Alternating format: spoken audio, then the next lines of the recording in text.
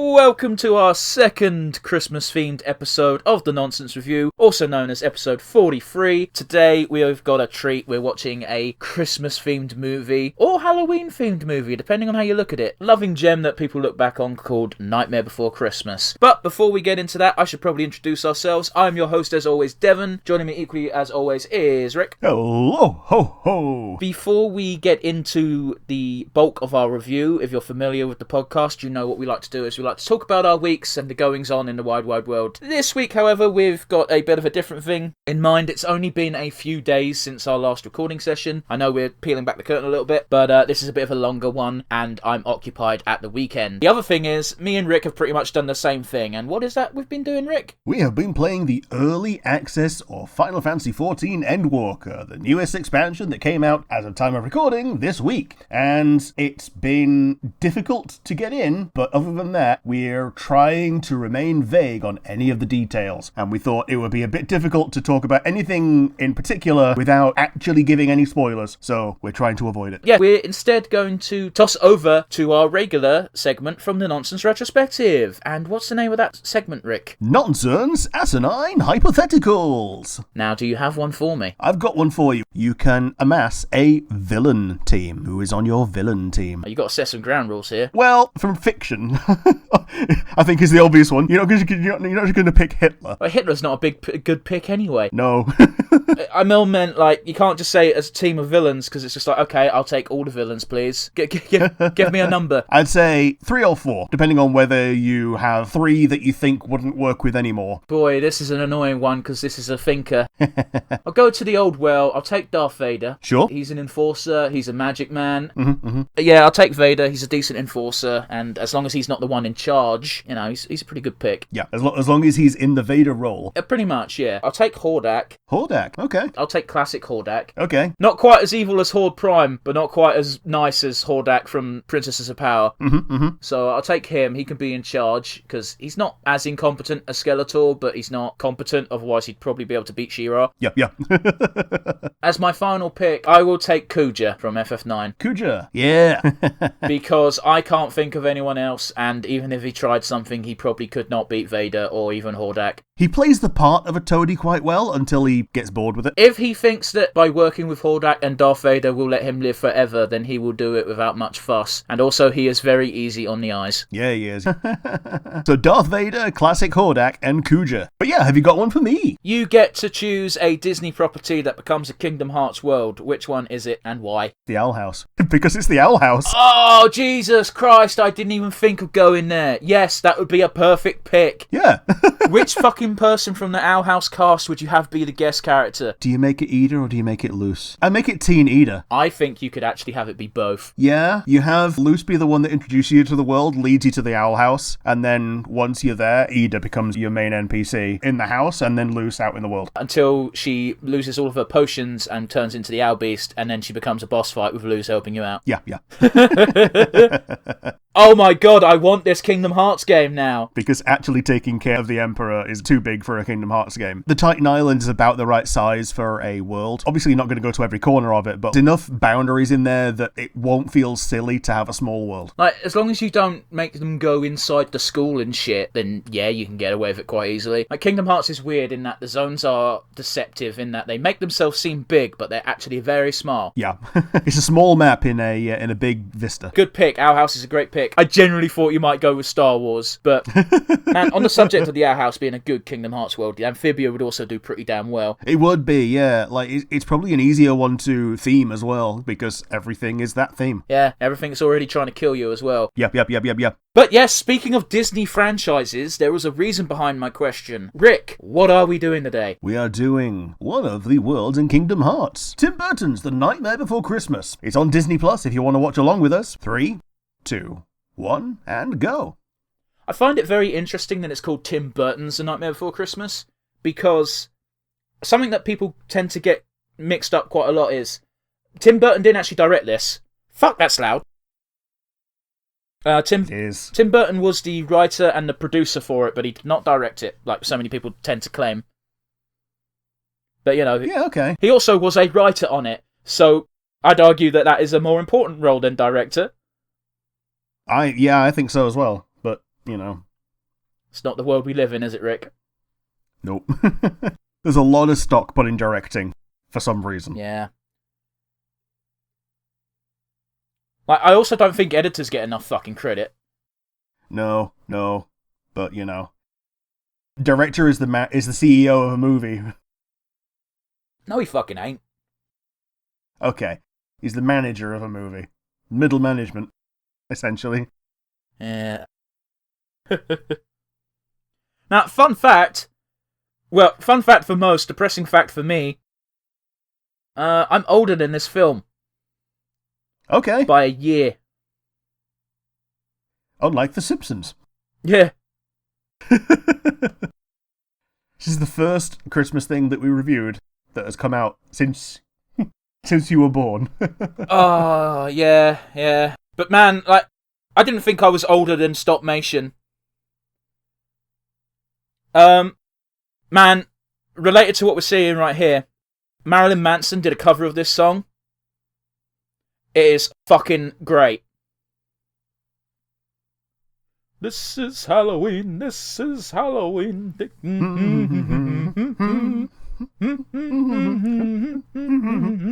Yeah, that's just hum. The rest of the fucking video, that's just hum everything.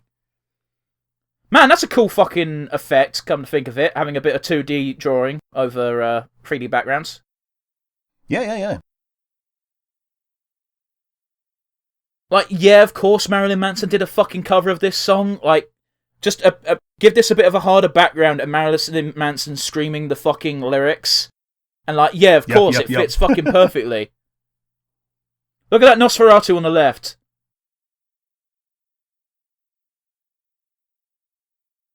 You gotta love the tall hat to prove that he's a corrupt corporate executive. Yep.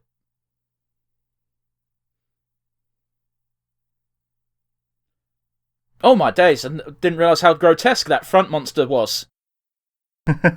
Yeah, the poo beast. It was actually dripping, that's fucking good. That can't be an easy effect to do on stop motion.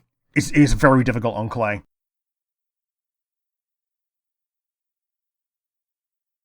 That could have been way more grotesque, though. It could have been way more grotesque. Ah, the waifu. Yep. Ah, Oogie Boogie. Yeah. Oogie Boogie actually made me sick as a kid. Yeah, he's meant to. Very specifically his death scene. Spoiler alert for the end of this fucking movie, guys. If you've not seen it, the bad guy dies. Mm-hmm. I've seen, like, the middle third of this film, I believe. Have you not watched the whole thing ever? No. Weird.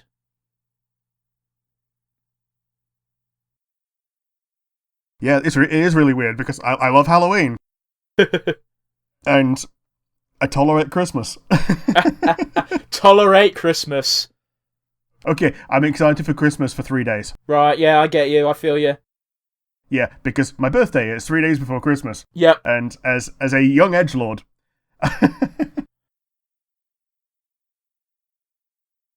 one of my early reactions were, why can't I open my birthday cards? We get to open Jesus' birthday cards as soon as we get them. Yep. I was going to say, as far as wrestling entrances go, this is a top one. Yeah. Coming up out of the soup. After diving into it while on fire. Yep. Was he shot out of a cannon on fire, or did he just dive into it? No, he was on the effigy horse being wheeled to it, and then he picked up a torch off someone, set himself on fire, then wheels on fire, he dived in. Yeah.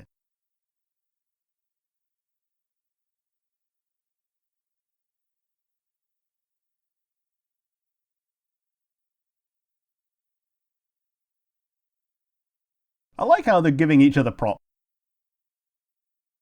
It's like we just worked our hardest shift of the year. Good job, everybody. Well done. Mm-hmm.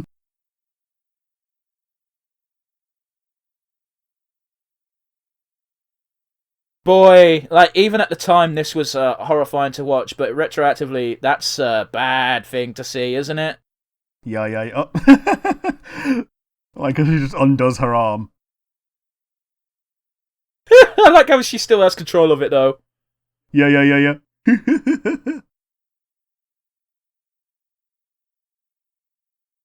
This screams celebrity that does not want to talk to his fans, don't it? Yep.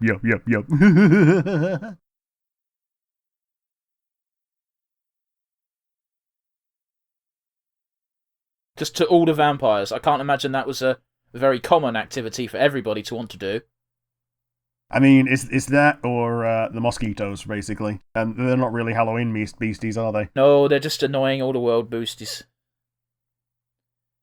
That's gross. Ain't it? Being called Bone Daddy and just like the visceral thing of his teeth being yellow. Well, just being called Bone Daddy in general. It implies sexuality. Fair. But that was a creepy zombie walk.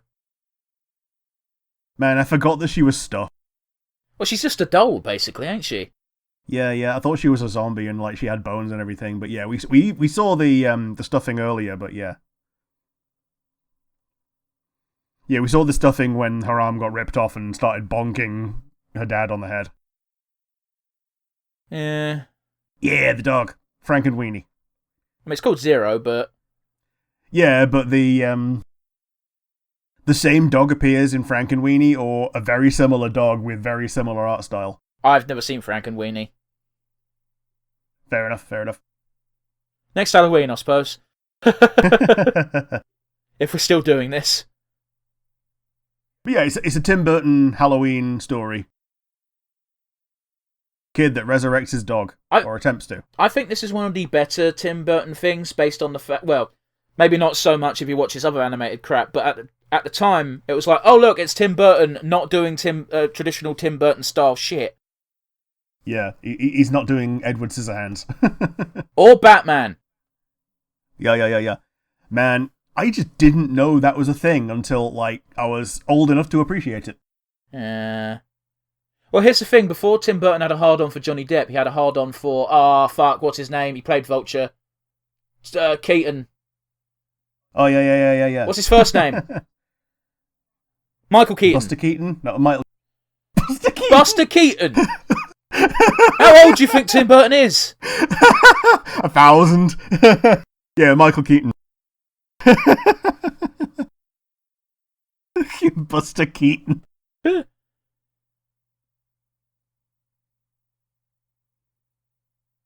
I'll be honest with you, apart from This Is Halloween song, I completely forgot there was a shit ton of songs in this movie. Yeah. I think Oogie Boogie's got his own song as well. Yes, because why would you not have a song for someone named literally Oogie Boogie?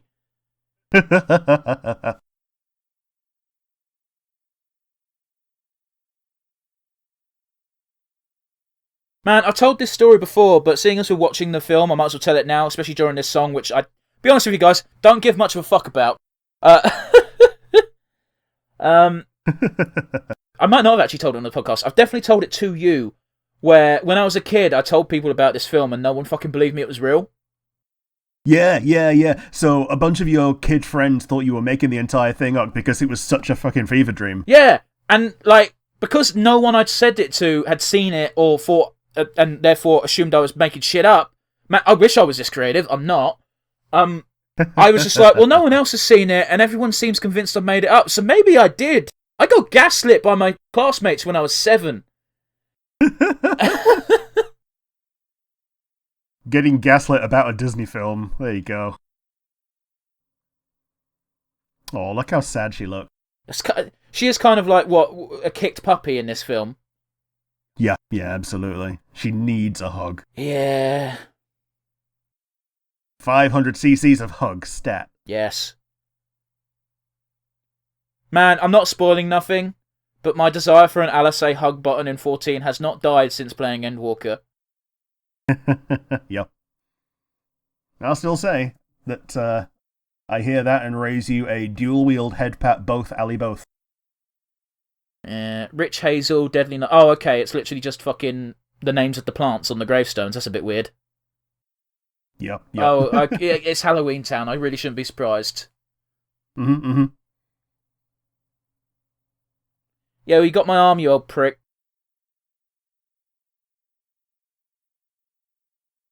the arm waving.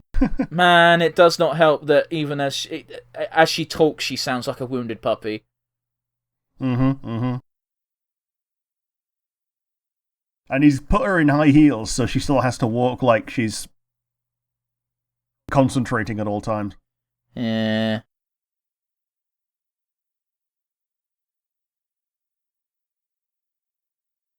Now, here's the thing. Like, I'm not getting anything from this, and I know you're probably not either. But how many people do you think get PTSD from watching this scene, from having parents like this? Yeah. Yeah, because it is actually one of those things where a lot of parents do think, I brought you into this world, I can take you out of it. Things like that. Or that someone that they are a parent of belongs to them for some reason. There's this misguided belief where there's some parents who think that because you shat out a kid, that kid now owes you everything. Yeah. No. It's not how it works. Just because you managed to do the bare minimum and keep a child alive for 18 years doesn't mean you're owed shit. I'm not saying that's what every parent's like. Clearly that's not, but you've seen some parents that take pride in the fact that their kid didn't die in infancy, and it's like, no, that's literally the bare minimum. Mm-hmm. Yeah. I think what a lot of people expect that their kids are going to take care of them in old age. Oh, the back of his head is on the back of his head. Did you not know that? Like, I knew it was there. I didn't know it was there all the time. Yeah, there's going to be a couple moments where he changes personality, and yeah, there you go. Yeah, there we go.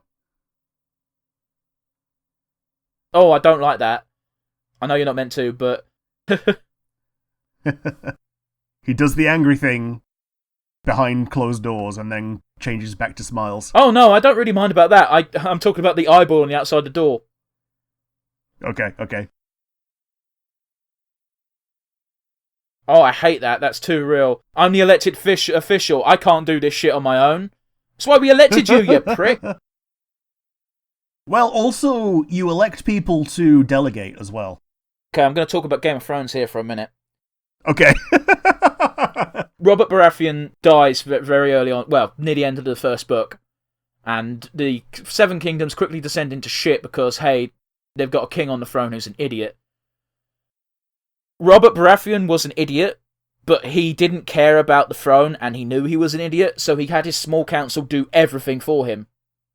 Which meant the kingdom as a whole was actually run pretty well. If you take out the fact that Littlefinger was, embezzling funds and, all the other schemes and plots that were going on. But, apart from the Undershadow, to the average commoner, actually, this guy's a pretty good king. Everything's going smoothly, but he didn't do shit all because he knew he couldn't do shit all. Sweet. Yeah, as a king, he didn't do a lot. As a manager, he was pretty good at managing the kingdom.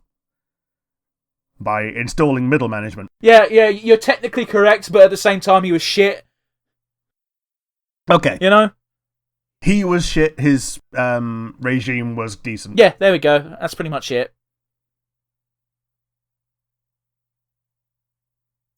Man, I'm amazed that Disney didn't put their grubby little mitts into this property and have sequels where he goes through each of the doors.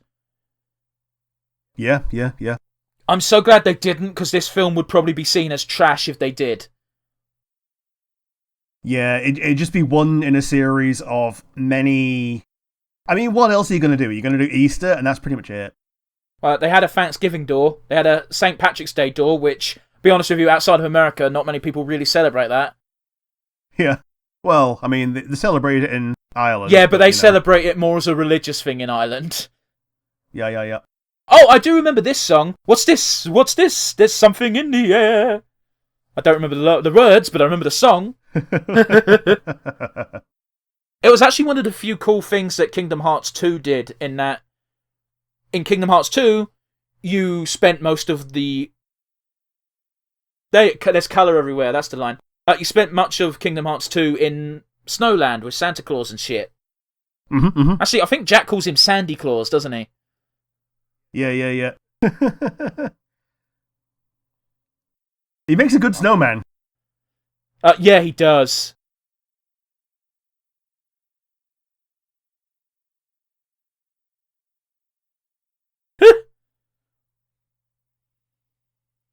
Well, at least he knows what a snowball is. And he knows what children are. But then again, we see the kids soon, don't we? Yeah. I mean, he's done Halloween. He knows what a kid is. Yeah.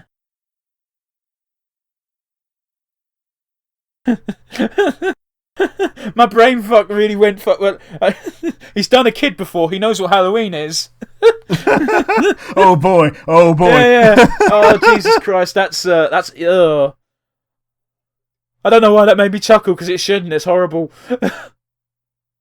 Oh my God, that extension did not look safe. No. Reminds me of home. Oh, don't. My extension cables are unsafe as fuck. But what else am I going to do? Is it cable in a cable in a cable? Oh, in a cable? no, it's not that. It's just I have an extension cord that has eight slots in it. I don't put extension cords in extension cords.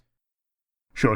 And I've also made, like when I bought it, I made sure to get the button one, so when I'm not using a device, there's at least not power going to that socket. You know what I mean? Sure. Yeah. That's a decent one. But it does not look good because there's 8 things plugged into one thing. It's designed to be plugged into like that, but it to me it just screams. This looks like it could kill someone. Yeah, it'll feel better if you had 2 of them plugged into 2 sockets with 4 each. Yeah, it would, but unfortunately I don't have that many sockets in my house. Do you not have 2 sockets? Okay. So I've got one socket is the power line because it needs to have a direct connection. The other socket is the extension, which has 8 sockets. Yeah. Jesus Christ, this magical fucking song about Jack Skellington getting isekai'd.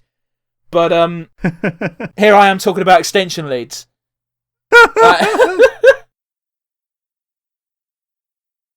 Hello, Sandy Claus. Yes.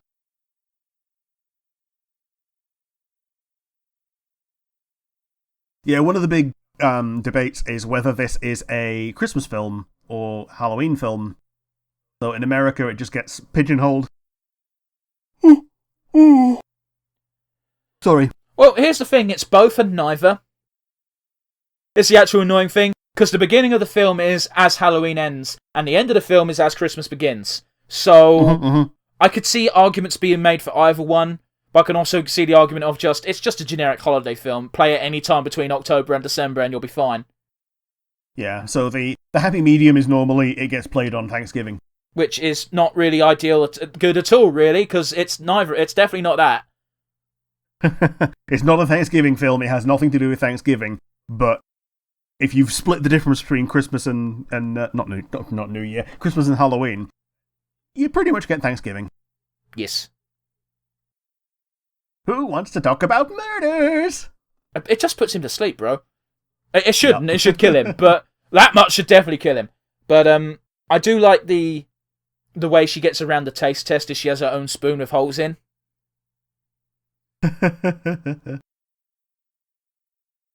That's fucking silly. I love it. Gets the frog to burp into it.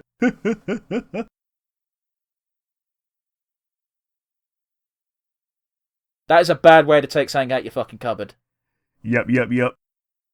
And yet, every kid who's seen it has done it. Yeah. It's worse for her because a lot of the things she chucked were glass. Yep. Oh, goddamn. Ooh, no. Ooh, no. Oh, jeez. It's literally fucking Farnsworth doing brain surgery on himself. Yeah.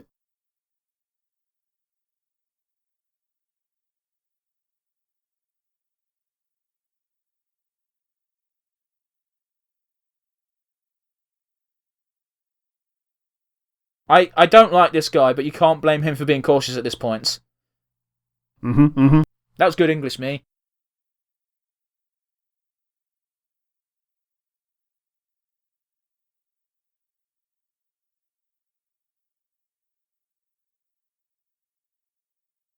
That was a good effect. It really was. Although that said, someone could have literally just picked up had a real size that and just picked it up and gone boom, boom, boom. You know what I mean? Yep. Man, I do give a ton of props to anyone who's ever worked with claymation or stop motion, because fuck, is it a lengthy process. Mm-hmm. Even more so back in, 1993.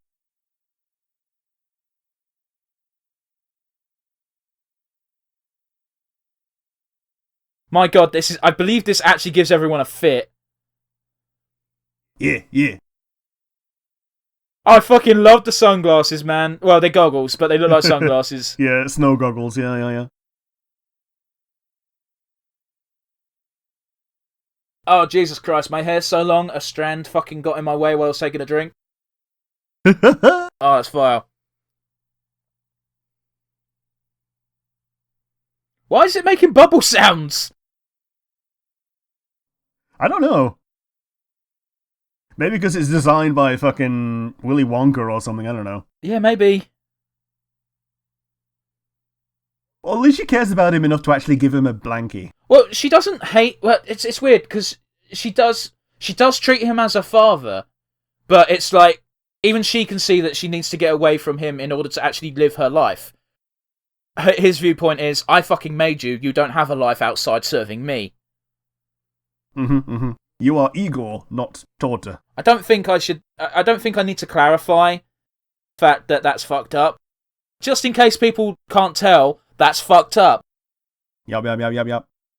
It's actually one of the more horrifying elements of the film because it's real. My days, they really do just sing songs every other minute in this film, don't they? Yeah, they do. Now, don't forget, guys, the process to fucking make a film like this, every single fucking movement of his mouth to talk, they had to make a new head. Not necessarily, but yeah. For the most part, because, you know, obviously there's sometimes when you can repeat, but like every fucking... Like, they have to take the head off and put a new head on every frame, is what I'm saying. Yeah. Like, a lot of the time you can just reshape the original head. Yeah, but why would you do that? Like, with this, it would be far easier to have, like, 10 heads. But I know in Wallace and Gromit, they just reshape the original Wallace and Gromit all the time. That seems like it would take way longer, though. I mean, yeah, but that's how they do claymation, so... I've only ever seen them do the entire head swap. Sure. I've seen them remove the teeth. That just seems like so much extra work you don't need to do. Yeah. So they remove the teeth so they can close the mouth. Right. Yeah, again, like, it feels like it would be quicker for them to just have 6 or 7 heads and just swap the whole head. Sure. I'm not saying, like, they clearly know more than me. I've never done this shit.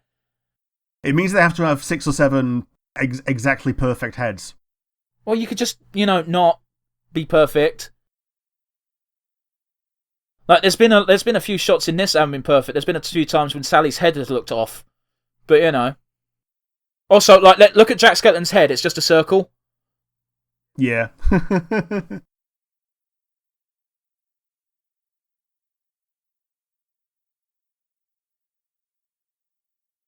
Like, obviously for these bit characters that are just background, then yeah, having just manipulating the one head would definitely be more beneficial. But Jack's in damn near every scene, and he's almost always talking.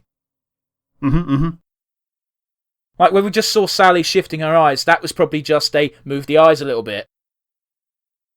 Yeah, and he's got his normal expression and his frowny expression. Yeah.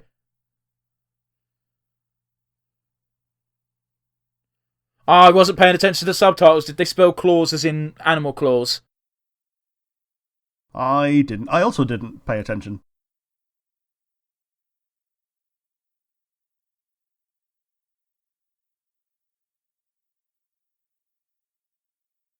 That was a very cute shot, actually. With the old snow globe. I like how he's got a Scrooge nightcap. Yep. Oh, fucking, speaking of... Oh, you just read the Christmas Carol, yeah. Rudolph the Red. He's a very fast reader, ain't he? Yeah. I think he's just looking for the ending and finding out how all of these parables and stories end. Maybe so. Oh, there's no logical explanation for Christmas. Started as a pagan ritual, then Christianity took over, and now it's commercialised as fuck. Yeah. Which I don't mind. I'm an atheist. I've always celebrated Christmas. I don't give a fuck. I think it was an episode of The Simpsons that taught me that actually Buddhists can celebrate religious holidays from other religions if they want. Yeah. Because you can be a Buddhist and another religion. It doesn't interrupt being a Buddhist. Which is weird, because a lot of people treat Buddhism as its own religion, and usually religions don't play well with others. Yeah. Like, you got a lot... There's actually a lot of Christian Buddhists in the West. Well, that's the funny thing, isn't it? Because in Japan, during the Senko Jidai period, Buddhists and Christians were actually two very much clashing philosophical beliefs. Yeah. Like, the modern Japanese Gestalt religion is somewhere between Buddhism and Shintoism. I don't actually know what Shintoism is. Like, I've heard of it before, but I've never looked into it. I think it's the whole, like, ancestral respect thing. Okay.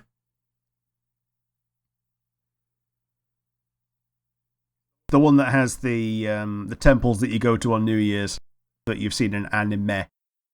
Yeah, maybe if you watch a bit more Slice of Life than I do. Dude, I don't think I've watched an anime for about half a year. Did he just zoom in too far? Fucking idiot. Yeah, he did. Yeah, he zoomed in so far that he just fucking... Oh. That is actually gross. Yeah, he turned the candy cane into a wobbly sausage. Oh, I like that. That's a pretty cool snowflake, is the spider. Yeah. Man, that's fucked. All of these experiments are fucked up, Jack.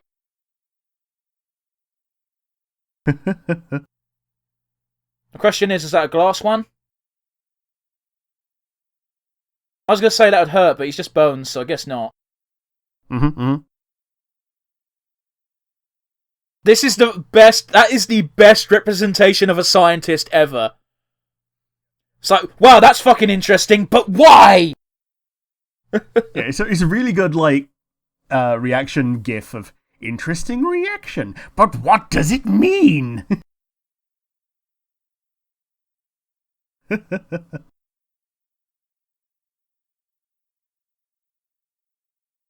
Oh, she's making a little gift basket by the look of it. Or is that just for her dad? Or is she just using it? Okay, yeah. Well, it looked like she was fermenting like a type of actual beverage. She does have perpetual puppy dog eyes. The fact that it just went out the window, I don't think it's for Dad. Oh right, that shouldn't actually hurt her because she is just a doll. Although she is now in several pieces. Yeah, she's gonna have to pick herself up. Possibly restuff herself. It's interesting actually because I don't think stuffing ever actually comes out of her. Yeah, you know, I'm sure the capability of stuffing to come out exists, but it never happens.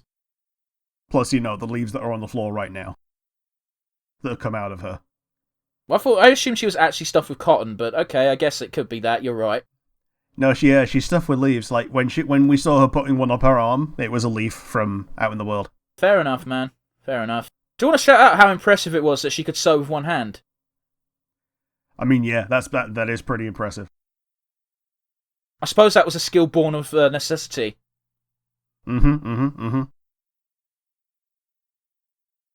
Sugar Plum Visions eggnog. Chestnuts over open fire divided by bell. Sandy Claus equals Christmas? ? And then some actual random equations involving numbers. This board is fun to look at. Yeah. It was a good freeze frame.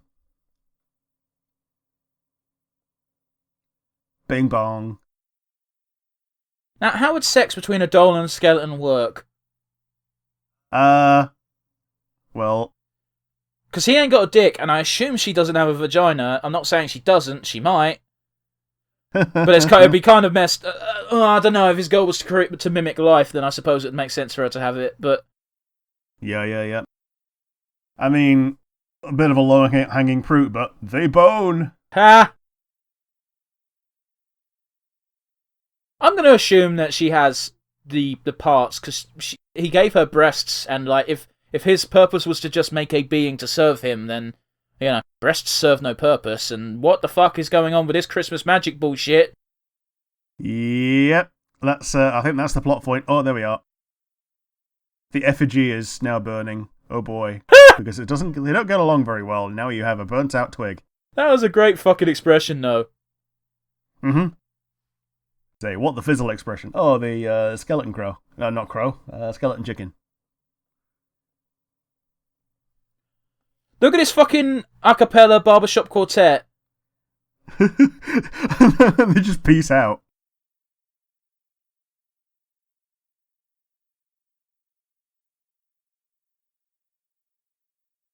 That's a fucking really grotesque image right there.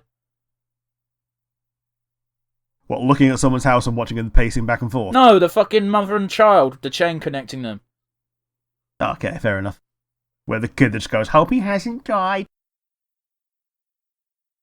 I don't know, he's technically already dead. That's how he became the Skellington. Yeah. Yeah, he even said earlier that I'm already dead. I find it really weird sometimes. Like, it always happens in musicals, but how two different people in two different areas are singing the same song. Yeah, because it's...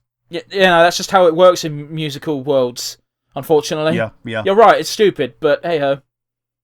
They're singing the same song, they're along to the same beat, and one of them waits for the other one to finish before they start their part. One of my favourites is in Futurama, where they go off on a tangent after the Robot Devil goes on stage, and everyone has a little bit of a line for the song, and then it gets to Zoidberg, and he just says, I can't believe everybody's just ad-libbing. Because it is quite unbelievable. Mm-mm.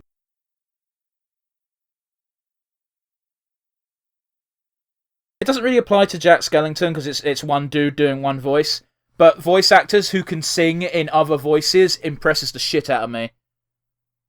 Like, having accents and stuff. Not actually that difficult. Like, if you can do another voice and you can sing, you can combine the two. Yeah, except accents don't tend to actually... When someone actually sings, their accent doesn't tend to actually leak into their singing voice. Okay, so that's the thing that everyone does. They have a singing accent. Like, a lot of people, when they sing in American. Okay. Well, I can't sing in British because I talk common as shit. Case in point, I just said talk common as shit instead of speak like a proper gentleman. I speak commonly.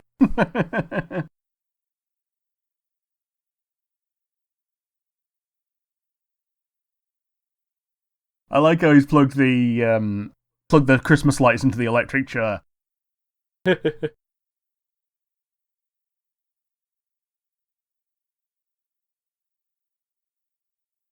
Does Sally have a bit of droopy face? I think she does, just so that she can look sadder when she actually is sad. Right.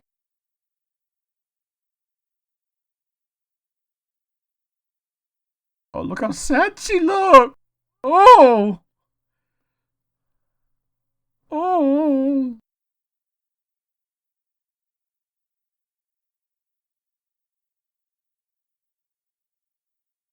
Ah.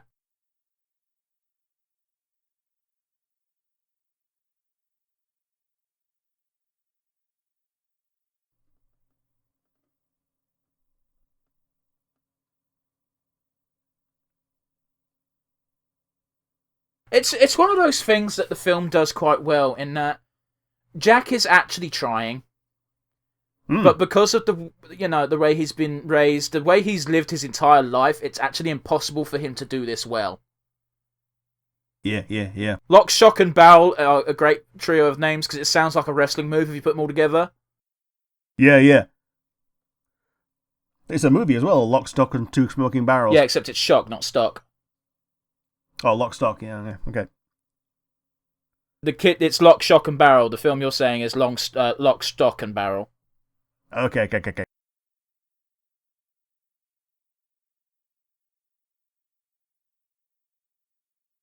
Know your place, Mayor. Turns the megaphone inside out just to try and listen. Oh, yep, there's a sporter in there. Is now his bow tie.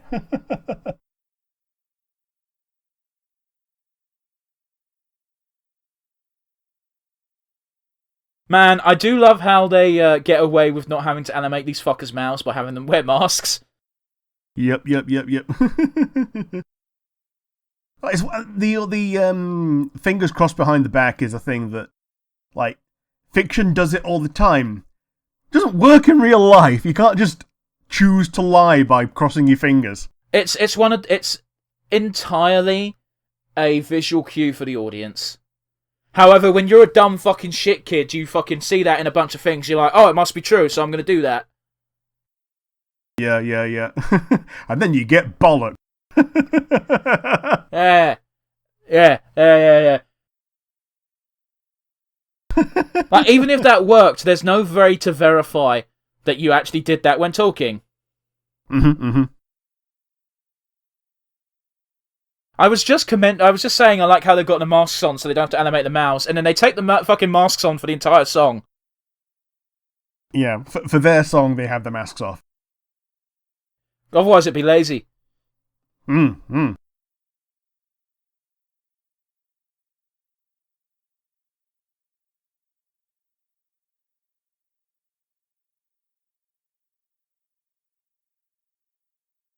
You have to fight this motherfucker as a boss for this world twice, and in both he has the same gimmick with the roulette wheels. Okay. Did you never play Kingdom Hearts? I have never played any Kingdom Hearts game. My days, we need to fix that. It's a really weird thing where I like Square, I like Disney, and yet I've never played the crossover. Partly because there's like 15 other fucking games. Don't get me started. Yep. But hey, at least Kingdom now Hearts is the 14th game in the series. At least now you can buy the fucking collections that have all the games in one and actually really nicely animated. Yeah. The 1 and 2 Super Remix. Yeah.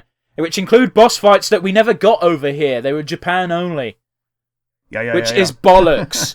I used to hate that shit as a kid, and I hate it even more now as an adult because there's no excuse. Yeah.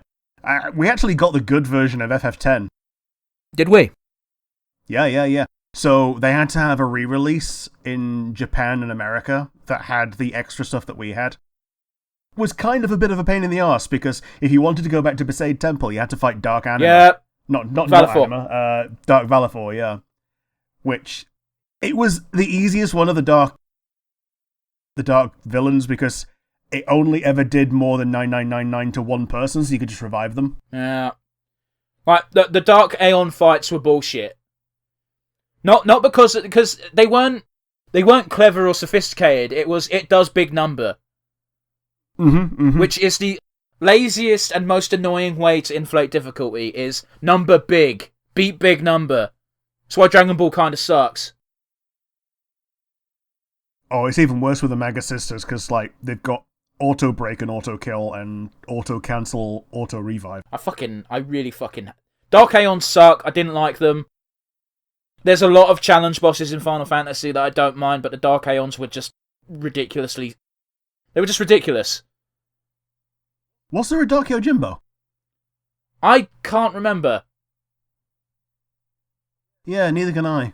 Oh well. Yojimbo's a weird one, ain't it? Because you kind of had to fight a Dark Yojimbo, but not really to get Yojimbo.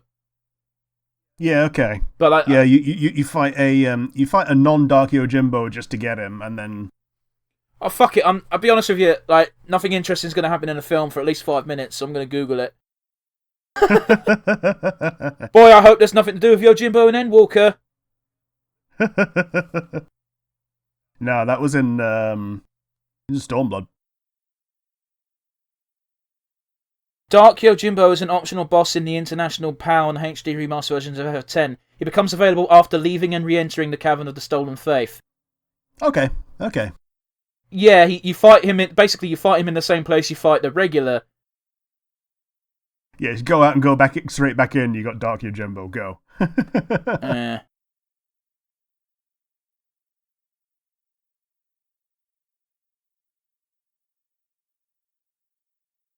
Oh, the Easter Bunny. Hello.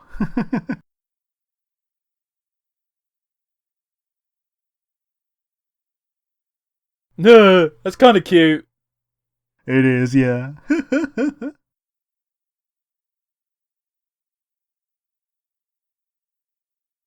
Did I post my my small bunny collection?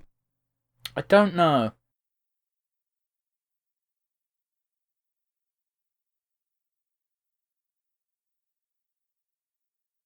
Reminder, Jack is actually scary, even to the scary people, when he wants to be. Take the bunny home and apologise. Because, again, it's just highlighting that Jack doesn't mean any harm, he just wants to do a Christmas. Yeah. And that was a papyrus head. They're all papyrus heads. Okay, but one of them was very papyrusy, like the second one. Man, talking about Igor, there's an actual Igor now. Oh, fuck me, yeah, he's even called Igor. And he's got Igor treats as well.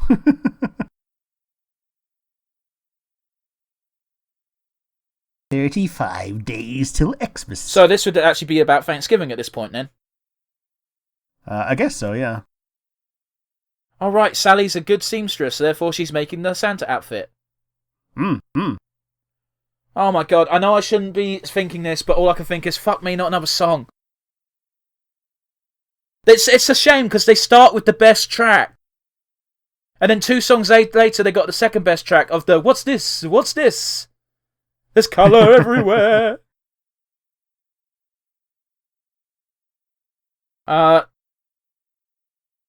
The end results ain't that great, but they've got the spirit, I guess.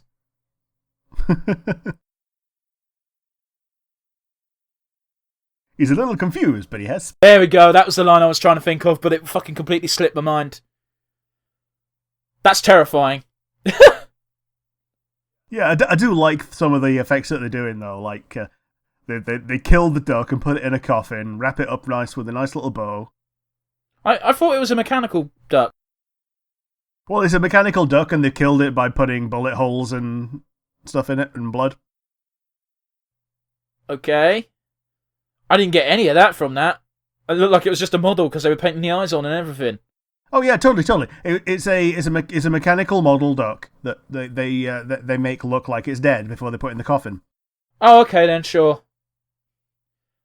Man, that would be a pretty decent Joker laugh.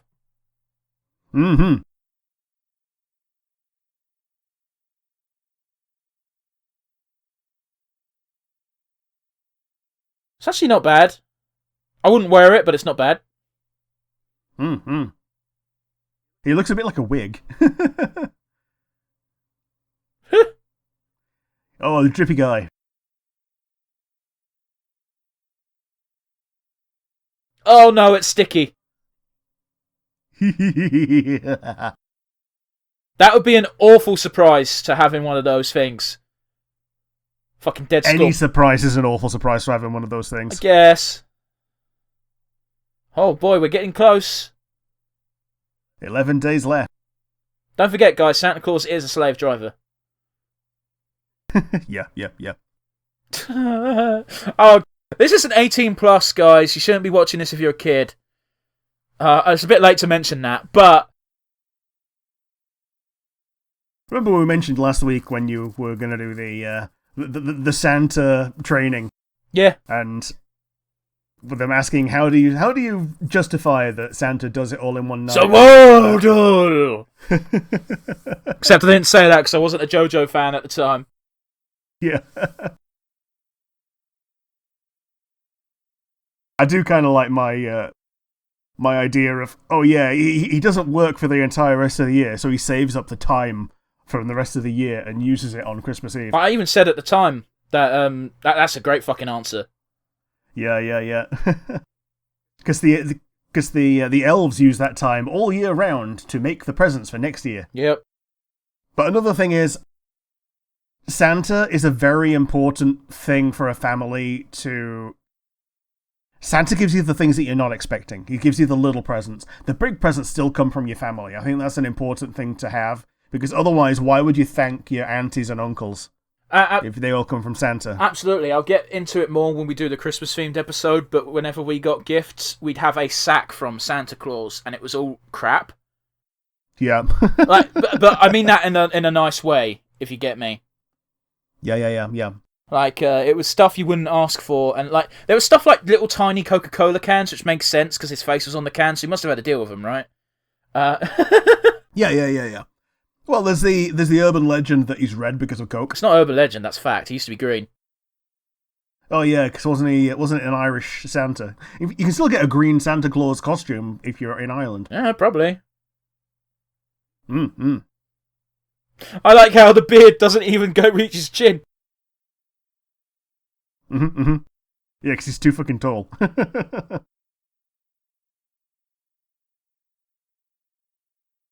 How? Your bone? Well, bones bleed. No, they don't. Yeah, they do. They've got bone marrow. That's like mostly blood. That's where blood comes from. Nope. Alright, listen, if you get pricked so bad that you're leaking bone marrow, that's more of an injury than a fucking sewing needle can make. Yeah. Look how tiny his hands are. You know what they say about big hands?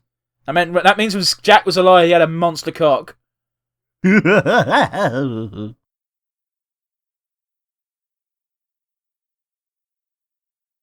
got a lollipop in his beard, that's gross.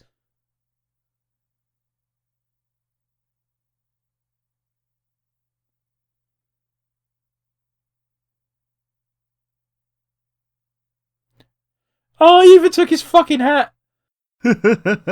Well, like, meeting the guy and realising that he's wearing a hat. Yeah, of course, that's what I'm missing. Something on the top of my head, otherwise I'm bald still. Yeah. Man, can we talk about how gross that bathtub is with the legs?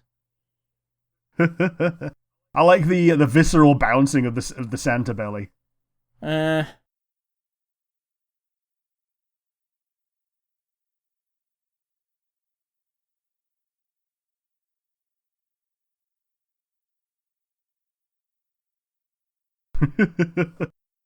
Aesop fail. Nah. He rolled for diplomacy, that roll was 1. Fog juice. That's like some fucking hillbilly level white lightning. What's it called? Moonshine. Mm. Well, jeez. You weren't comfortable with it before. He deserved that. Yeah, he did, yep. That's some fucking Hannibal Lecter shit.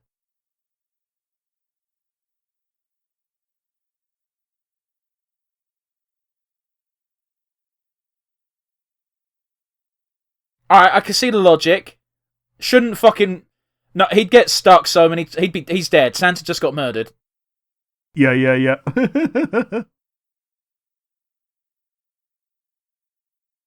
Did they need to tie his hands up? Maybe so, because otherwise he could have splayed his arms out and gotten super stuck during that descent. Guess so. That motherfucker's got weighted dice. Yeah, no, the bugs that make up his entire body really freaked me the fuck out as a kid.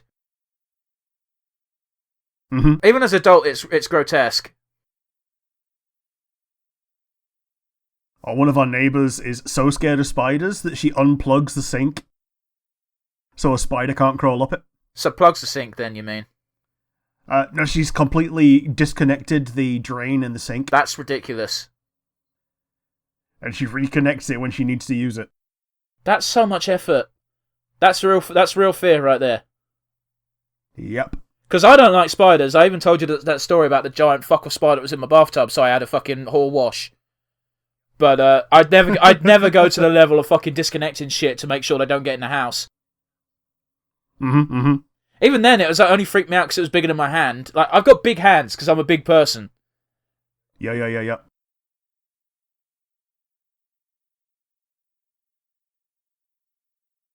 I'm getting... this might be stereotyping, and I apologise in advance if it is, but I'm getting New Orleans vibes from this entire song. Yeah. That was an uncomfortable answer. Did I say something bad? I'm just thinking of the Simpsons episode of New Orleans, home of pirates, drunks, and whores. Damn.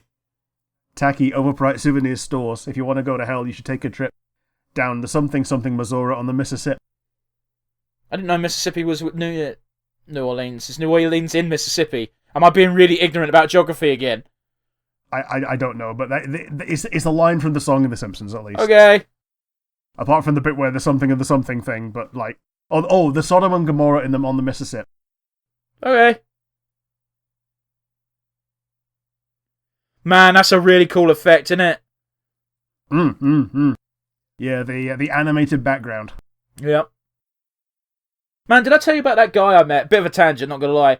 Who, one of the reasons why he doesn't want to get a tattoo is because he doesn't want to get a tattoo and then something cooler than tattoos gets invented like 2 days later. Oh, yeah. So, just like Lady Maria coming out and being a way cooler tattoo than a rose. I mean, I was going to cover up that rose anyway. I got the rose, again, I think I said this 100 times because I wanted to get a tattoo first out of me and my brother. Yeah. That's a... Man, Jack Skellington, the fucking king of wrestling entrances. Yeah. Yeah, that is a pretty good showmanship entrance for just rising up out of a coffin.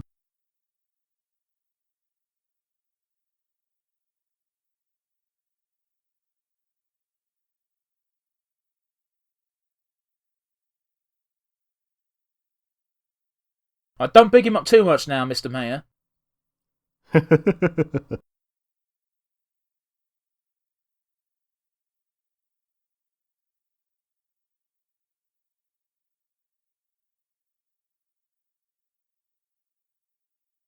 Oh, that was Sally's plan, yeah. Oh, yeah, this is why you get Zero to lead the fucking thing, innit? Oh, yeah, because he's got the glowing red nose. Yeah. Like Rudolph. Which is a book that he has read. Jack even calls him like Rudy. Zero Rudy.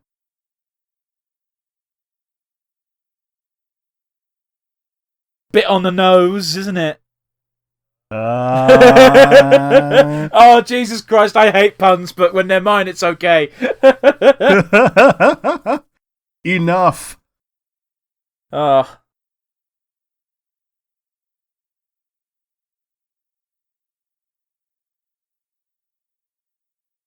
There is actually no purpose for that whip outside his own personal satisfaction. Yeah, I think he's not actually whipping them, he's just making the sound. That's what whipping is. Yeah. Like, if you whip a horse properly, you're not actually supposed to fucking hit the horse with the whip. Yeah, you're meant to whip somewhere near it so it gets scared. That's why there's actually a rule in horse racing nowadays where it's not so much you can't hit the horse with the whip because accidents happen anyway, but disregarding that, you can't start whipping too early. I don't know the exact rules, but if you people have been disqualified wins because they started whipping too early. Because it's a animal animal cruelty, yeah. With the old riding crop. Yeah. And you got fucking old jockeys like Tony McCoy who didn't even need a fucking whip. Yeah. It's more... What, did he just slap it, or...? No, he was just that good at riding horses. Okay. Like, are you familiar with horse racing at all? Not really. Right, okay. So, Tony McCoy was such a good jockey that his horse, any horse he was riding, tended to be the favourite in a race just because he was riding it. Sure. Alright. No word of a lie. That's a pretty good accolade. No word of a lie. As far as jump racing goes, I don't think anyone's going to be better than that jockey. Whereas flat racing, fucking... There's dozens of names you can think of. You can blame my dad for me knowing anything about horse racing. He loved it, and therefore some of that rubbed off. Cool.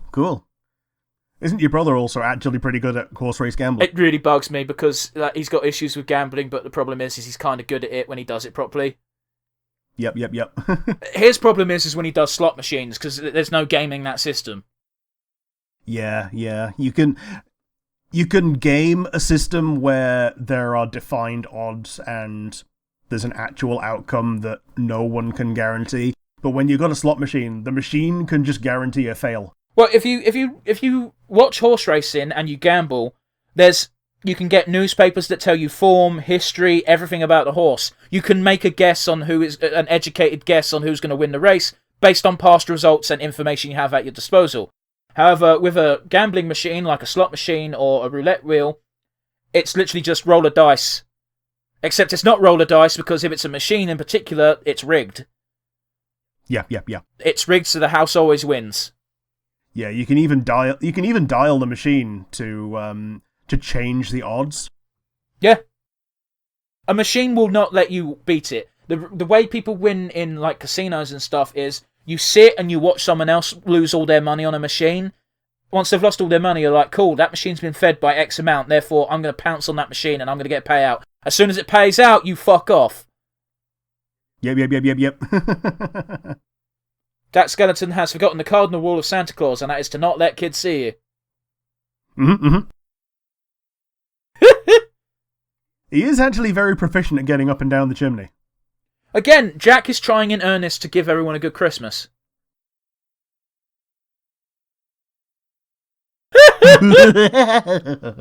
That's a good one, though. Yeah. Hysterical, incoherent yelling. Yeah. Police getting toy complaints. I don't know, man. If your kid randomly received a shrunken head, you'd fucking ring someone. Maybe... police seems like a good bet. Yeah. Ring the CIA to get them to intercept Sanity Claus.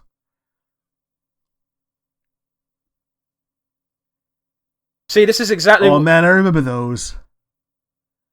Oh, man, that's a core memory. Like, back in the 90s, those lamps with the rotating perspex things for different colours were all the rage. And you'd get them at the... Oh, here's the duck again, yeah. Oh, my days, that would be terrifying. Yeah, going up the stairs on the banister. You can't even get up the stairs to escape, because, yeah, he's coming up after you somehow or other. Yeah, cool memory, like... Yeah. So, they used to be at discos all the time, and it used to really bug me that they didn't just go one... Oh. Jesus. It didn't just go one colour, another colour, because of the limitations of, obviously you have to rotate and switch from one to the next. And it was one of the first instances of me realising maybe I'm too picky about things that have physical limitations.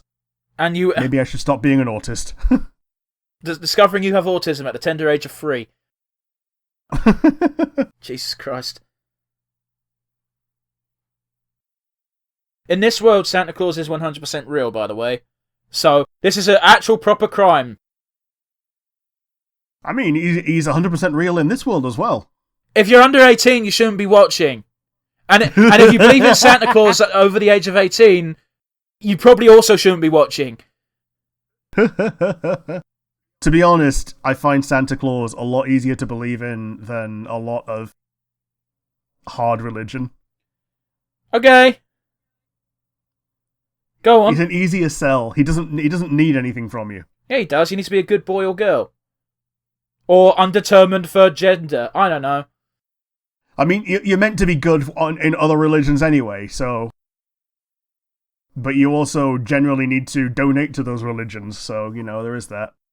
Don't forget, by about 9/10 of religious texts, I'm going to hell in any of them because I have marked my skin permanently. Yep. If your God's that petty, then I'm not interested in buying. Mm-hmm. Oh, hello. I love how he's nudging Santa as if Santa's getting the horn over this. She's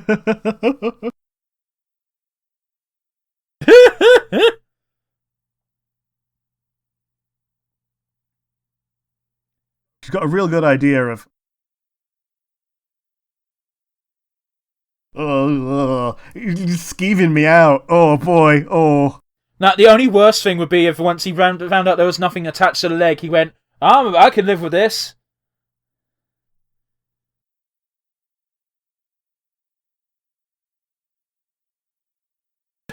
Joke's on you, I'm into that. I'm a fuck... Oh, Jesus. Oh, boys, I am so sorry. Man, it's not my proudest thing. I've seen a lot of weird things on the internet, but I have seen an amputee lady put her stump inside another woman. Oh boy! Oh boy! Oh! As soon as I cottoned on as to what was going on, I was like, I'm gonna click out of this. This is not my thing. But, I was like, what the fuck is this being lubed up? It's rather big for a Oh! Oh no! Oh no! Man, what a thing to be talking about as fucking Jack Skellington gets fucking mortared out the sky. Let's talk about stump fucking.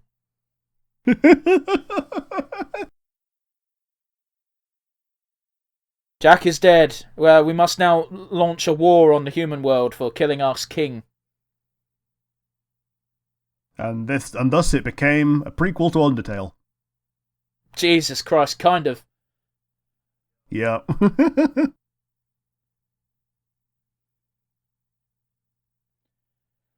I mean, I know it's a generic as fuck sprite, but the werewolf does look like the werewolf throwing ice. Just saying. Yep.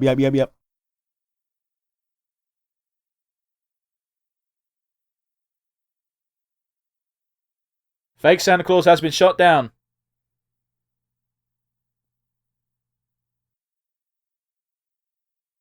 Jesus Christ, I can't believe they're saying that with a straight face. The imposter Santa Claus has been shot down. This must be America, right? Yeah, it's gotta be America. Like, the only countries that have, like, widespread guns are pretty much America. Well, it's gotta be America or Russia. I assume Russia has a lot of anti-air tech. Yeah. He's been put back together. He wasn't really blown apart, to be honest. Well, he was kind of blown apart, like, to smithereens, but not destroyed. But he's already dead. Yeah. This is the problem with undead constructs. You gotta define some rules, buddy. Mm-hmm. Sometimes, if you break them apart, then the magic leaves. Sometimes it doesn't. Like, my personal favourite is people who go, oh, if I'm getting attacked by a horde of zombies, I'm just going to bring out my flamethrower. It's like, okay, that's a great idea. However, there's plenty of mythos where zombies don't die because you burn them with fire, and now you have to fight a horde of zombies that are on fire. Yep.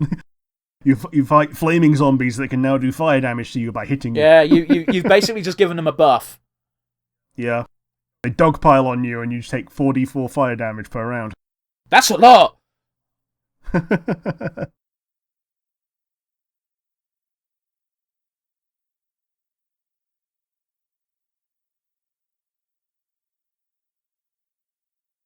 Jack being introspective and having his... He was never a heel, but he's kind of orchestrating his face turn. Well, it's one of those things where they're being very bang on the nose of it, and I don't mind it because it's a kid's film, so you kind of have to be. Where they're demonstrating that you can have the purest and kindest of intentions the entire way throughout whatever you're doing. However, just because you know you're doing good or you know you're doing it from the kindness of your heart doesn't mean your actions are actually beneficial. Misinterpretation is a hell of a drug.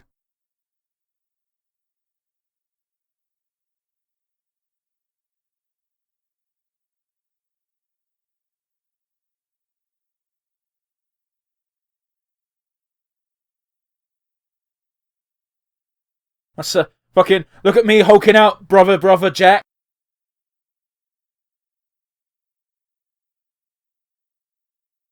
So don't forget, the only reason he wanted to do Christmas is because he was in a fucking rut about how to make Halloween better and greater in the first place. Like, he didn't have as many ideas on how to outdo himself for another Halloween, but also he really loves kids. Yeah. Like, he wants to make kids happy, and kids are happy on Halloween because they get candy.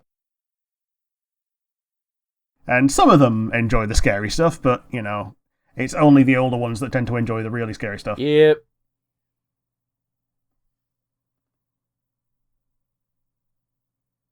Zero's a good dog. Yeah, he is.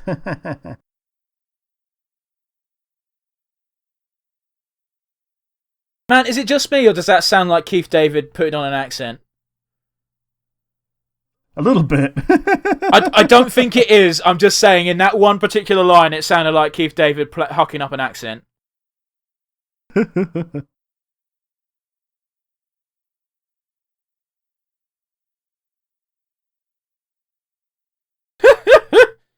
Jesus Christ. Is that actually molten lava? Because it looks like it. I think it is. Or, like, molten metal. Or it could be molten candy. That's still not great. Jesus Christ, I type in Nightmare Before Christmas into Google, and there's a teddy plush teddy bear of Sandy.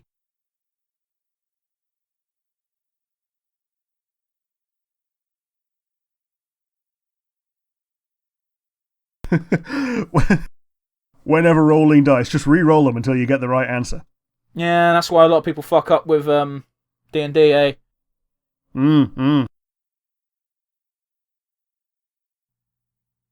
Oh, fun fact, Jack Skellington's singing voice is different to his regular voice.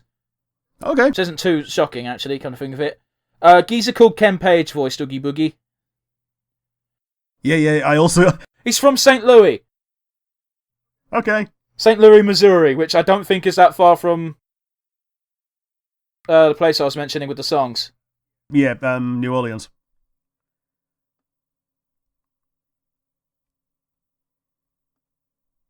Fight in Kingdom Hearts isn't quite this sophisticated, but they did pretty a good job of replicating it in the Kingdom Hearts system. And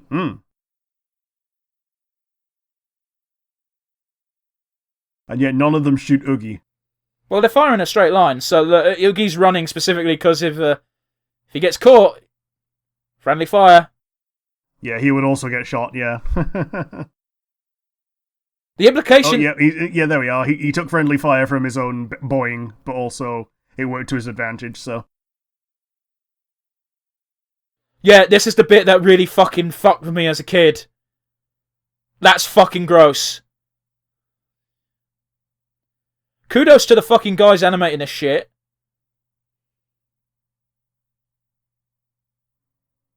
Oh no, they're all going into the lava.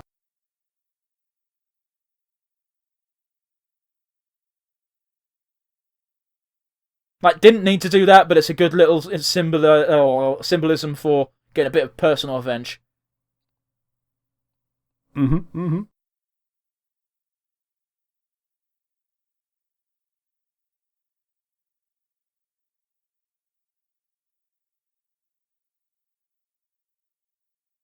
It's kind of cute that Santa's not actually holding a grudge.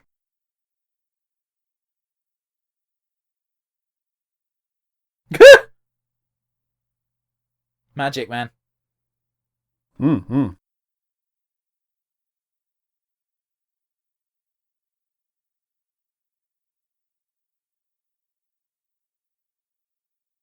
Give her a goddamn cuddle, man.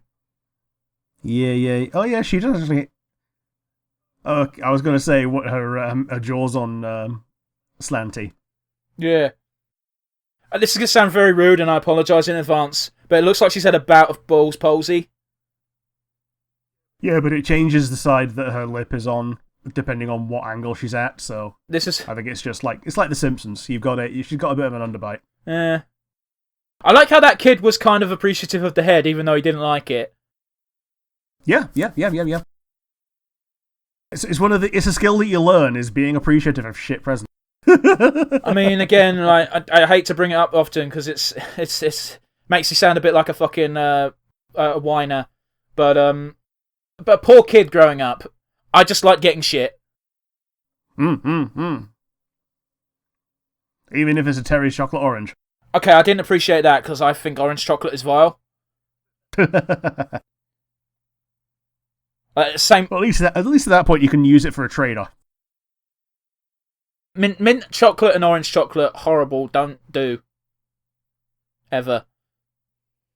I enjoy both, but I do prefer basic. I like how they do the song again, but it's the whole town. Oh, he likes it. Unless we invented hockey. Ice hockey with a pumpkin. It's a good mix of the two, actually. Yeah. Mixing of the two songs as well is pretty good. It's kind of cute. Dude, it's horrible that he made it a woman because that means he's gonna fuck it. Yeah. With the other half of his brain. Yeah. But hey, like literally the other half. Like he just pulled it in two. Hey, guess what? It's better that he does that than keeping Sally fucking locked up and as a, I don't know, a slave basically. Yeah. Or is this he loves me not? Hey, you know how the friend zone is made up? My point was going to be, even though it's made up, like, there's no reason why it doesn't work the other way around, guys. You got one of two options. Either the friend zone can apply to anyone, or the friend zone is made up. I subscribe to the friend zone being made up because it's bollocks. It's weird. It's not bollocks, but it is. Do you get what I'm trying to say? Yeah, I mean, here's the other thing. Like, I don't get why people who think they've been friend zoned just automatically just suddenly hate the person that they've been friend zoned by. See, that's the problem, because I think the core issue is the reason why the friend zone exists is because it's invented by people who don't make it clear that, actually, no, I don't want to be your friend, I want this to be something more than that. Yeah. 9 times out of 10, the reason you're in a friend zone is because you're acting like a fucking friend. And you're one of those fucking incel fucking idiots who thinks that just because you're acting friendly means you deserve some pussy. Not how it works. Boy, life would be simpler if that's how it worked, but no, you gotta be a fucking human being, and when you approach someone, say, listen, I'm not looking for friendship, I'm looking for more than that. Yeah, it's like a dating sim where you insert kindness coins until fanny falls out. Jesus Christ, that's all dating sims are. But I don't care, I use dating sims to, for fuck's sake, there's like 8 minutes of credits, and I clicked the thing to watch the credits, and it cut out of it. Oh well. I did the same fucking thing. I apologise. Well, it's cool. That's fine. I'll put a timer on for I'll put it on for 7 minutes. Fuck you, Disney Plus. Have a better fucking system. Yep.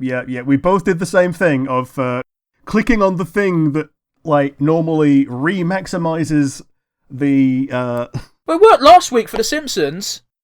Yeah. It works for every other thing we've seen on Disney Plus so far. Which is a lot of things, actually. Like I think about a third of our episodes are Disney Plus. Gotta be. Like, we did 6 weeks of just Falcon and Winter Soldier. Yeah, we did. But, man, what was I going to say? Oh, yeah, I think Disney treats that film more like a Halloween film, because the suggested thing to watch afterwards was Hocus Pocus. Yeah, Hocus Pocus, Frankenweenie, Halloween Town, The Scream, and The Twitches. I wonder if they've got any hardcore fucking slasher films on Disney Plus. Probably not, right? Ooh. I don't think they do. I think Netflix got the rights to some for October, because I know they had the Halloween shit on there. Halloween the film, not Halloween the month. Man, I was going to say, if Netflix got the entire rights to the month of Halloween, oh man, the holiday of Halloween, then that would be pretty rough. It'd be yeah, fucking, Netflix taking down Amazon once and for all. You've got this, and this at Halloween, give us money. The problem is Amazon could afford to pay literally anything. Yeah, they can. Don't forget, Jeff Bezos had an entire rocket ship built and went up in it, not because he wanted to do anything in space, just because he could. And also he wanted to do it before Elon Musk did. I hate it. How can people not see these billionaire pissing contests for what they are? It does my fucking nut in. American Horror Story is on there. I don't really count that, but then again, I've not seen it, so... Is it a slasher? Maybe. How many seasons is it? I mean, it's a movie. Oh, never mind, I just assumed it was a TV show. I'm thinking of Black Mirror. Actually, yeah, there's, it's got season 9 to season 10, so, anthology horror drama season. Oh, fair enough. One of the episodes is called Slash Dance. Fair enough. Man, as an aside, I cannot believe that on UK Netflix... No, fuck. I mean, on UK Disney Plus, we still haven't got The Ghost and Molly McGee. Yep. But that said, we still haven't got season 2 of The Owl House. We had to do things to watch that. Yeah, we had to find it. We had to find VHS tapes of people that saw It's very difficult to get VHS tapes nowadays. Like, I had to dig out my old VHS player. It had a fucking spider living in it. It was not a good time, but it was worth it to watch some Owl House. Yeah. I would gladly fight Shelob herself if it meant I could see more Owl House. I thought you were going to say I'd gladly fight She-Ra. I'd fight She-Ra, but She-Ra would probably beat me. I'm not... No, you know what? Not probably. She would beat me. She's 7 foot tall, jacked, and has a magic sword. The way to beat She-Ra is to show her the gay. I could do that. Yeah. It's in the Owl House. Here's the relationship you influence. Nah, not quite, but you know. I was doing when I was looking up interviews for the release of Masters of the Universe. There was an old tweet that has aged a bit poorly of someone going how, oh yeah, the new writer for She-Ra, Princesses of Power, has decided to turn She-Ra into herself and the whole show gay. This show's gonna flop. Oh boy. Political incorrectness aside, he was wrong. Yep. Like I said, man, I never watched She-Ra as a kid. I don't care what they did with the reboot.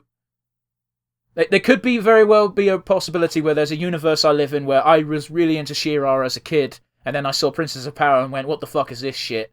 However, this is not the reality we live in. Yeah, the original She-Ra voice actress really hates the new thing because she's really anti-gay. Well, fuck her. Yeah. Preferably with a strap on, because apparently she'd hate it. Man, sometimes I say things, and it's awkward because it's during the live segment, where I'm like, I should probably cut that, but it's during the live segment, and it will give us a massive, great big, no noise. Well, you can always insert the one like a stock bit of music of da da da da da da da. I've got the technical difficulties music, which is just fucking really shit elevator music on loop. I've not had to use that since the shittening. For those of you not familiar, because we never addressed it on podcast, there's an episode where we've got a technical difficulty thing, where I had to cut all of a sudden because I went, sorry Rick, I need a shit. And I fucking... And normally that's my problem, but normally I can do it like before, after, or, between recordings. But on this occasion, it was not me. And Dev went, I have to go dump ass. Oh, dude, it was great as well, because when I came to edit, I had the entire sound waves, and there's a 5-minute chunk of silence, and I'm like, that's where I went to go take a shit. Double silence. I apologise for the disgusting potty talk, guys, but we've got to fill out another minute because of credits that we can't keep track of. Need to go drop trowel, curl one out. Again, curl one out just sounds like bashing the bishop to me. Yeah, bashing one out is different to curling one out. It sounds the same to me. Curling one out sounds like you're going to have a wank, not a shit. Boy, sophisticated discussions we have on the Nonsense Review, ain't it? Yep. Started... If it ain't poo, it's willies. I don't think we talk about willies that often. No, we don't, actually. We don't talk about poo that often. It's just like, again, we have to fill for time, and all I can think about was that time I had to dump ass during the podcast. It was not good. 5 minutes is quick for me. There's information I didn't need to fucking give out to the world. Man, this minute's dragging on, isn't it? With no names to make fun of. Do you want to start the ending segment? I don't, because we've got 30 seconds on the timer at this point, so we might as well wait it out. Fair enough. I mean, otherwise we could have started it earlier, but oh well. So, how was your day? I mean, so far, I have failed to get a doctor's appointment, which is fun. So... Yeah, guess what, guys? The NHS is suffering. Is that a conversation you want to get bogged down with? With our happy little podcast? I mean, not really, but oh well. So, yeah, with that 8 minutes filled for you guys to watch the credits with hopefully our fun banter. Rick, what did you think of the film? Generally, it was pretty good. Like, I think I've actually seen more of it than I thought. Like, when I sort of thought I'd seen the middle third of the film, I actually maybe saw about 80% of the film, because it was shorter than I remembered. Yeah, man, I had a look the other day, literally yesterday, to see how long the film was, and I was surprised it was sub an hour and a half. Mm-hmm. And that's including the big long credits. Yeah, there was 8 minutes of credits, so yeah, it was only 70 minutes. And I'm pretty sure some of those 8 minutes were alternate alternate languages. Oh, well, definitely. It's an actual film, so even back in the day it would have had dubs. But yeah, what do you think? Yeah, it was decent. It was very good. It hasn't aged very poorly, which is surprising. Yeah. Most of the things still hold up today in terms of the Christmas values haven't really changed. People still like Santa Claus. People still like getting things on Christmas. People still put trees up. I was also going to say as well, the actual visual and art direction haven't aged poorly, because I thought it would retroactively look bad. Yeah, like early CGI. But here's the thing, we're not dealing with an early thing, we're dealing with late game claymation, which was actually pretty top still. Yeah. Well, even early claymation is still very charming. Charming, but not necessarily to the degree of that, because I remember those early Wallace and Gromits. Yeah. They were funny, they were good for their slapstick and whatnot, but animation quality was iffy. Man, you could see the thumbprint on Wallace's head. Yeah, Wallace was very bumpy, shall we say. Yeah, lumpy Wallace. But you telling me that they used to actually modify their head on the fly as opposed to having different heads, that now makes sense to me. Yeah, specifically Wallace and Gromit were edited on the fly, and the original Wallace and Gromit got lost in a taxi at one point. That's fucking... Man, doesn't it blow your mind how many stories you hear that are akin to that? Yeah. Like, do you remember the song Walk This Way? Yeah, the original lyrics got lost in a taxi. Oh boy. So when Steven Tyler got to the studio, he just fucking made lyrics up on the spot. That's the story I've heard, it might not be true. Yeah, fair enough. But yes, that's all well and good, but we should probably actually wind down. So to that end, Rick, do you have a favourite moment for me? My favourite moment is probably the spoon. Or with the holes in? Yeah, the spoon with the holes in. I think that was a very good visual moment. Yeah. We brought it up when it happened, and yeah, it was animated really well. It might be a bit of a wet fart in terms of visual moments go, but yeah, how about you? Did you have a favourite moment? I'm going to follow your lead and go for a visual effect I liked, and that was during Oogie Boogie's song with Santa Claus, with the 2D animation in the background. Yeah. Again, it's something that we brought up when it happened. It was a cool visual effect. It was a nice combo of the practical 3D effects and traditional Disney animation in the background. But we can't focus on only the good things. We have to have a little bit of a look at the negatives. So, Rick, I'm sure you have one for me. Do you have a weakest link? My weakest link is how gross Oogie Boogie is. No one likes bugs. If you like bugs, you're weird. Well, there's plenty of people who like bugs who aren't weird. But yeah, do you have a weakest link? Yeah, funny enough, it's the exact same moment as you, except I was going to word it slightly different. It's very specifically the moment where Oogie Boogie gets unravelled for scarring me as a child. Yep. It was gross then, it's gross now, but as a child it hit me harder. No one likes bugs, no one likes maggots. Maggots are just baby bugs. So yes, we come to the actual most important moment, and that is, Rick, give me your MVP. I should be giving it to Jack, but I'm actually going to give it to Sally because she did the most good things in the film. She did the rescuing of Santa pretty much almost entirely on her own. There was no almost about it. Well, you know, Jack came in and actually won at the end, but she did 99% of the heavy lift. Yeah, but Jack getting involved in the rescue was pure chance. Yep. For premeditating a rescue and doing the best she could. I mean, Santa even said it himself. Sandy was the only person in the entire town with a head on her shoulders. Yep. How about you? Who is your MVP? Jack. He's the protagonist of the film, and even though his actions have consequences and can be seen as malicious, we know that from Jack's point of view, all he's doing is trying to give more to the world. We even said it. You can have positive intentions and negative outcome. So yeah, Jack gets a big old tick from me. Also, he's a pretty cool party member in Kingdom Hearts, not gonna lie. But sadly, we come to the end of our second Christmas episode. That was the Nightmare Before Christmas, and if you want to get in touch with us, you have the comments section down below if you're watching on YouTube. If you're not watching on YouTube and listening via one of our many Audible platforms, you can send us an email. Now, where would they send said email to, Rick? nonsensereviewuk@gmail.com. Once again, that is nonsensereviewuk@gmail.com. We look forward to hearing from you. Join us again next week for another Christmas-themed episode. We can't wait to see you guys. But until then, keep yourself safe and keep yourselves happy. We'll see you all again next week, guys. And if you've made it this far, as always, you are our favourite person. Bye!